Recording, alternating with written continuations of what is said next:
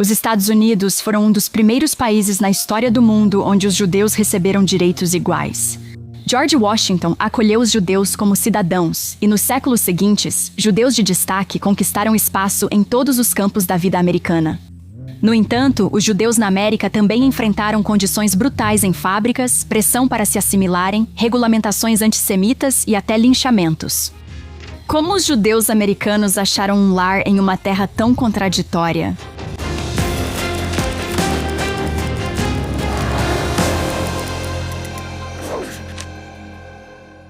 Os primeiros judeus chegaram aos Estados Unidos antes da unificação dos estados.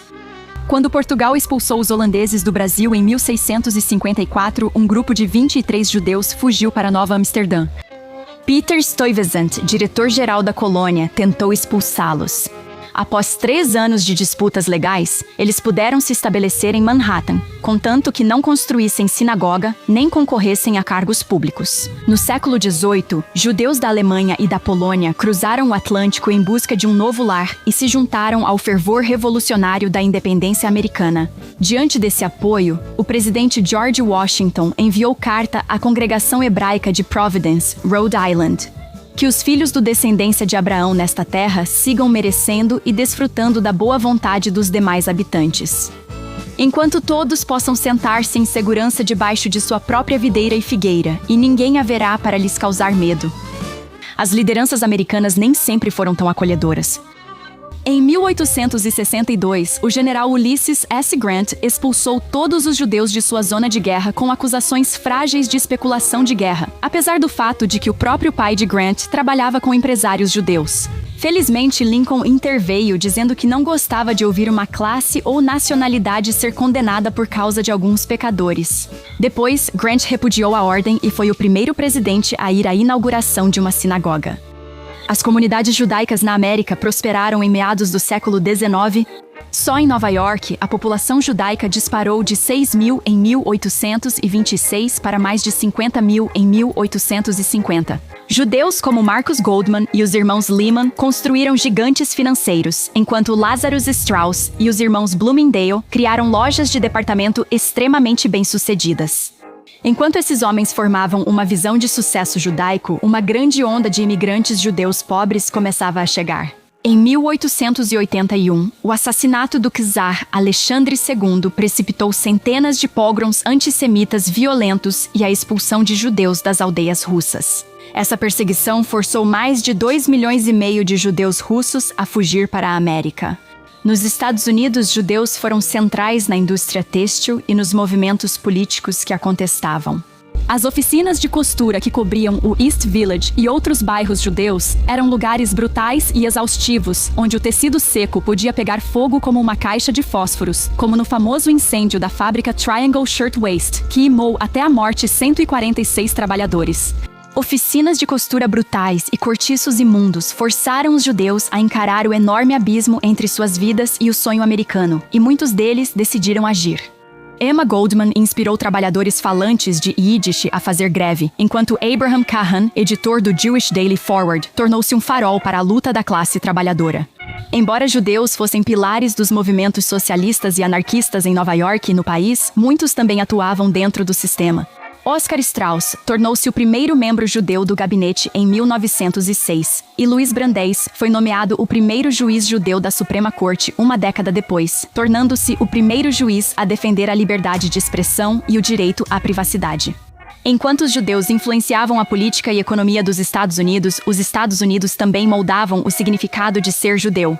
Hoje, judeus ortodoxos são quase 10% da população judaica dos Estados Unidos e crescem rápido por mudanças demográficas, mas os imigrantes judeus do século XIX eram mais secularizados. Judeus praticantes costumavam chamar os Estados Unidos de Treifa Medina, ou seja, terra não kosher. Embora muitos judeus imigrantes tenham abandonado sua religião, outros criaram o movimento reformista americano, que redefiniu o judaísmo e declarou que tradições como o kashrut não eram mais obrigatórias. Os cultos eram geralmente em inglês, não em hebraico, e destacavam o ativismo social, tratando os mandamentos rituais como ultrapassados.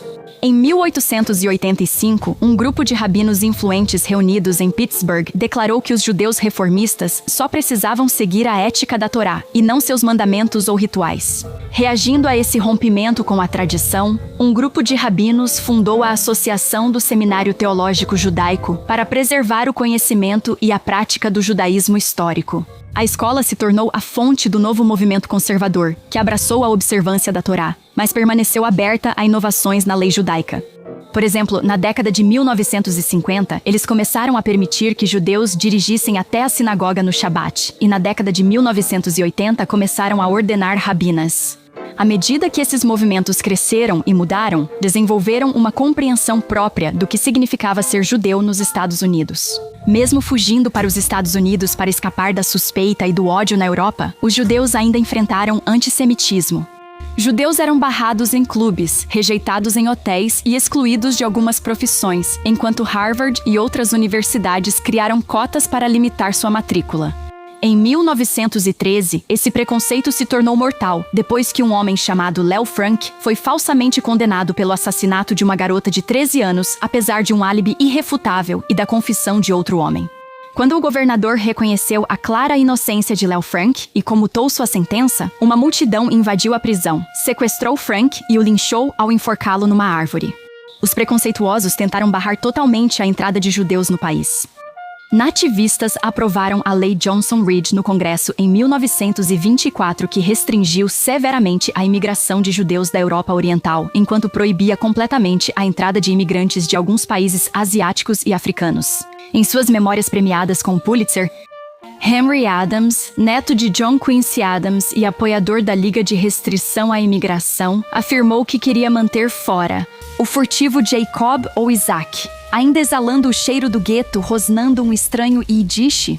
A Lei Johnson-Reed permaneceu em vigor por 40 anos e reduziu o fluxo de imigrantes judeus a quase nada. Mesmo assim, muitos judeus que já estavam no país ou superaram as barreiras prosperaram. Eles continuaram a sofrer com o antissemitismo, especialmente com a ascensão do Partido Fascista Americano nos anos 1930, mas conseguiram entrelaçar suas comunidades de forma inseparável ao tecido americano. Os judeus compunham a maioria dos fundadores dos estúdios de Hollywood e escreveram filmes como Cidadão Kane e Crepúsculo dos Deuses. Elas lutaram para eliminar os sistemas de cotas e colaboraram com ícones como Martin Luther King para lutar pelos direitos civis. Elas construíram carreiras ilustres nas artes, medicina, ciência, música e direito, impulsionando essas áreas para novas possibilidades. Embora os Estados Unidos não sejam perfeitos, tornaram-se a segunda maior pátria para os judeus em sua história. É o lar de cerca de 7,5 milhões de judeus, de acordo com o Pew Research Center, dando início a uma era dourada que rivaliza até mesmo com as grandes comunidades judaicas do passado.